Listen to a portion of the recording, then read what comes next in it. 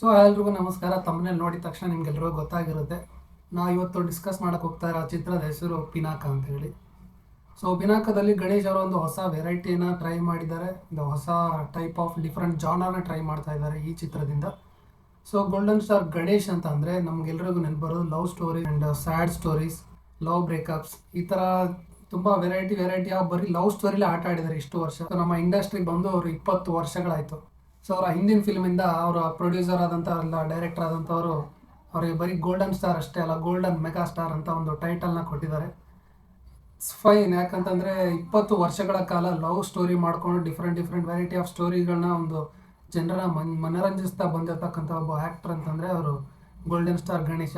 ಯಾವುದೇ ಬ್ಯಾಕ್ಗ್ರೌಂಡ್ ಇಲ್ಲದೆ ಕಾಮಿಡಿ ಟೈಮಿಂದ ಒಂದು ಸಣ್ಣ ಶೋ ಇಂದ ಹಿಟ್ಟಾಗಿ ಇಡೀ ಕನ್ನಡ ಜನತೆಗೆ ಇಷ್ಟ ಆದವರು ಗೋಲ್ಡನ್ ಸ್ಟಾರ್ ಗಣೇಶ್ ಅವರು.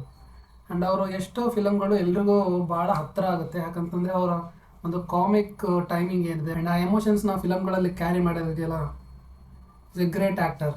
ಆ್ಯಂಡ್ ಇನ್ನು ಈ ಚಿತ್ರದ ಡೈರೆಕ್ಟರ್ ಬಗ್ಗೆ ಹೇಳ್ಬೇಕಂತಂದರೆ ಈ ಚಿತ್ರನ ಡೈರೆಕ್ಟ್ ಮಾಡಿರೋರು ಬಿ ಧನಂಜಯ್ ಅಂತ. ಇವರು ಈ ಹಿಂದೆ ನಮ್ಮ ಕನ್ನಡ ಇಂಡಸ್ಟ್ರಿಯಲ್ಲಿ ಕೊರಿಯೋಗ್ರಾಫರ್ ಆಗಿ ವರ್ಕ್ ಮಾಡಿದರು. ಆ್ಯಂಡ್ ಈ ಚಿತ್ರನ ಪ್ರೊಡ್ಯೂಸ್ ಮಾಡ್ತಾ ಇರೋರು people media factory. So people media factory ಅವ್ರು ಯಾರಂತ ನಿಮ್ಗೆ ಆಲ್ರೆಡಿ ಗೊತ್ತಾಗಿರಬೇಕು, ಯಾಕಂತಂದರೆ ಇವರು ತೆಲುಗು ಇಂಡಸ್ಟ್ರಿಯಲ್ಲಿ one of the biggest production house. ಯಾಕಂತಂದರೆ ಈ ಹಿಂದೆ ಮಿರಾಯ್ ಅಂತ ಒಂದು ಚಿತ್ರ ಬಂದಿತ್ತು, ಪ್ರಭಾಸ್ ಅವ್ರದ್ದು, ರಾಜೇಶ್ ಸರ್. ಸೊ ಎರಡು ಬಿಗ್ಗೆಸ್ಟ್ ಫಿಲಮ್ಗಳನ್ನ ಅವರೇ ಪ್ರೊಡ್ಯೂಸ್ ಮಾಡಿದ್ದು. ಕನ್ನಡ ಇಂಡಸ್ಟ್ರಿಯಲ್ಲಿ ಒಂದು ಕೊರತೆ ಇತ್ತು, ಇವಾಗ ಫಿಲಮ್ ಚೆನ್ನಾಗಿ ಮಾಡಿದ್ರೆ ಅದರಲ್ಲಿ ಒಂದು ಸ್ವಲ್ಪ ಸ್ಟೋರಿ ಎಡವಟ್ ಆಗ್ತಾಯಿತ್ತು. ಸ್ಟೋರಿ ಚೆನ್ನಾಗಿದ್ದರೆ ಪ್ರೊಡಕ್ಷನ್ ಹೌಸಲ್ಲಿ ಒಂದು ಸ್ವಲ್ಪ ಎಡವಟ್ ಆಗ್ತಾಯಿತ್ತು, ಮೇಕಿಂಗಲ್ಲಿ ಎಡವಟ್ ಆಗ್ತಾಯಿತ್ತು. People media factory one of the biggest production company ಆಗಿದ್ದರಿಂದ ಸೊ ಪ್ರೊಡಕ್ಷನಲ್ಲಿ ಏನೂ ವ್ಯತ್ಯಾಸ ಬರಲ್ಲ ಅಂತ ನನಗನ್ಸುತ್ತೆ. ಯಾವುದೇ ಕಾಂಪ್ರಮೈಸ್ ಇರಲ್ಲ. ಬಿಕಾಸ್ ಇಂಡಸ್ಟ್ರಿಯವರು ಫಿಲಮ್ಗಳಿಗೆ ಅಥವಾ ಫಿಲಮ್ ಪ್ರೊಡಕ್ಷನ್ಗೆ ಭಾಳ ಪ್ರಾಮುಖ್ಯತೆ ಕೊಡ್ತಾರೆ, ರೈಟರ್ಸ್ಗಳಿಗೆ ಭಾಳ ಪ್ರಾಮುಖ್ಯತೆ ಕೊಡ್ತಾರೆ. ಸೊ ಈ ಚಿತ್ರದ ಟೀಸರ್ ಇವಾಗಷ್ಟೇ ರಿಲೀಸ್ ಆಗಿದೆ. ಇದೊಂದು ಮೈಥಾಲಜಿಕಲ್ ಫ್ಯಾಂಟಸಿ ಮತ್ತು ಆ್ಯಕ್ಷನ್ ಸಿನಿಮಾ ಅಂತಲೇ ಹೇಳ್ಬೋದು. ಈ ಚಿತ್ರದ ಕ್ಲೈಮ್ಯಾಕ್ಸ್ ಬರೀ 12 ನಿಮಿಷನ ಶೂಟ್ ಮಾಡೋಕ್ಕೆ 20 ಡೇಸ್ ತೊಗೊಂಡಿದ್ದಾರಂತೆ. ಸೊ ನೀವೇ ಯೋಚನೆ ಮಾಡಿ ಎಷ್ಟು ಎಫರ್ಟ್ ಹಾಕಿರಬೇಕು. ಆ್ಯಂಡ್ ಆ ಗ್ರ್ಯಾಂಡ್ ಕಾಣಿಸ್ತಾ ಇದೆ, ಎಫರ್ಟ್ ಕಾಣಿಸ್ತಾ ಇದೆ. ಎಷ್ಟು ಜನ ಇದ್ದಾರೆ, ಎಷ್ಟು ಜನಗಳನ್ನು ಹ್ಯಾಂಡಲ್ ಮಾಡೋದು ಈಸಿ ಆದಂಥ ಕೆಲಸ ಆಗಿರಲ್ಲ. ಆ್ಯಂಡ್ ಈ ಚಿತ್ರದ ಮ್ಯೂಸಿಕ್ ಡೈರೆಕ್ಟರ್ ಬಗ್ಗೆ ಹೇಳಬೇಕು, ಅವರು ತೆಲುಗು ಇಂಡಸ್ಟ್ರಿಯಿಂದ ಬಂದವರು.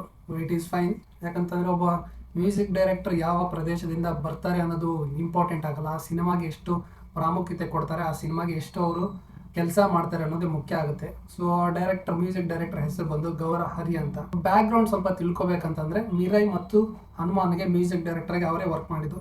ಆ್ಯಂಡ್ ನಿಮ್ಗೆ ಗೊತ್ತೇ ಇದೆ ಮಿರಾಯ್ ಮತ್ತು ಹನುಮಾನಲ್ಲಿ ಮ್ಯೂಸಿಕ್ಗಳು ಎಷ್ಟು ಚೆನ್ನಾಗಿ ಮೂಡ್ ಬಂದಿದೆ. ಬ್ಯಾಕ್ಗ್ರೌಂಡ್ ಮ್ಯೂಸಿಕ್ ಮತ್ತು ಆ ಚಿತ್ರಗಳಲ್ಲಿರ್ತಕ್ಕಂಥ ಹಾಡುಗಳು ಎಷ್ಟು ಕ್ಲೀನ್ ಆ್ಯಂಡ್ ನೀಟಾಗಿ ಮೂಡ್ ಬಂದಿದೆ ಅಂತ ನಿಮ್ಗೆಲ್ಲರಿಗೂ ಗೊತ್ತಾಗಿದೆ. So we are hoping for the best from Gowra Hari. ಪಿನಾಕದಲ್ಲಿ ಒಂದು ಮ್ಯಾಜಿಕ್ನ ಕ್ರಿಯೇಟ್ ಮಾಡ್ತಾ ಇದ್ದಾರೆ. ಮೈಥಾಲಜಿಕಲ್ ಫ್ಯಾಂಟಸಿಕ್ ಆ್ಯಕ್ಷನ್ ಮೂವಿನ ಮಾಡಬೇಕಂದ್ರೆ ಮ್ಯೂಸಿಕ್ಗೆ ಪ್ರಾಮುಖ್ಯತೆ ಭಾಳ ಕೊಡಲೇಬೇಕಾಗುತ್ತೆ, ಇಂಪಾರ್ಟೆನ್ಸ್ ಕೊಡಲೇಬೇಕಾಗುತ್ತೆ. ಸೊ ಇದಾಗಿತ್ತು ಇವತ್ತಿನ ಪಿನಾಕ ಚಿತ್ರದ ರಿವ್ಯೂ. ಮತ್ತೆ ಮುಂದಿನ ವಿಡಿಯೋದಲ್ಲಿ ಸಿಗೋಣ ಒಳ್ಳೆ ಕಂಟೆಂಟ್ ಜೊತೆಗೆ, ಒಳ್ಳೆ ಸಿನಿಮಾದ ರಿವ್ಯೂ ಜೊತೆಗೆ. ಧನ್ಯವಾದಗಳು. Thank you. Good night.